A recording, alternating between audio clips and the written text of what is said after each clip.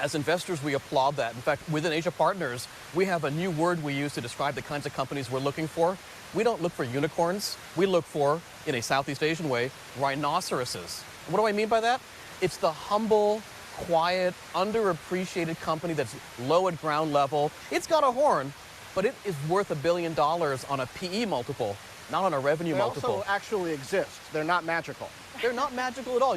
Feel free to go up to Mandai at Singapore Zoo. You'll see 4 or 5 of them. Now, every once in a while, they may be endangered in the land of the unicorns, but we love companies like Red Doors that have a very low burn rate that will clearly get to net income in a fairly short period of time. And ultimately, like every good business, will be valued on a PE multiple at exit, not some sort of revenue multiple or eyeballs multiple. So if profitability is the new buzzword when it comes to investing in many of these new businesses, how does that change the pace at which we see new companies emerge and come to market? It's such a great question. If you think about just Southeast Asia as maybe a microcosm of the larger whole, about 60 to 70% of all the dollars invested in tech in our region have basically gone to ride sharing.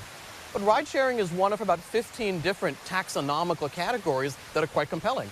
I always look back at Sea as a great example of a business that really went under the radar for so many years. Sea got to profitability with just $17 million of burn. It was throwing off cash in the game business from that point forward. There are so many other good examples of that. We're about to invest in a company right now that is already planning to be 2020 EBITDA positive.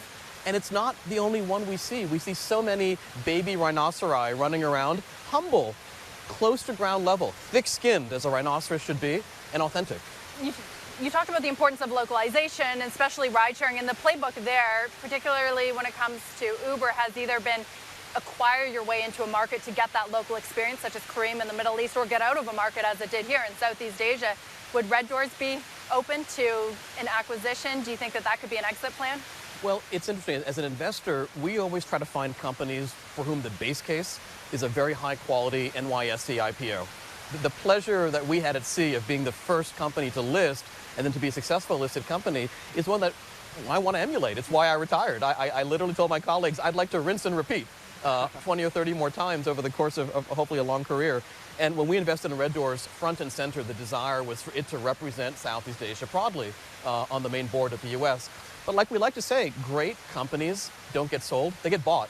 Somebody often comes in and says, hey, I need this business. That's what happened in Flipkart's case, where my business partner Oliver invested very patiently, very methodically, and really it was an extraordinary outcome for Walmart to want to say, we've got to own this business existentially at a $21 billion value.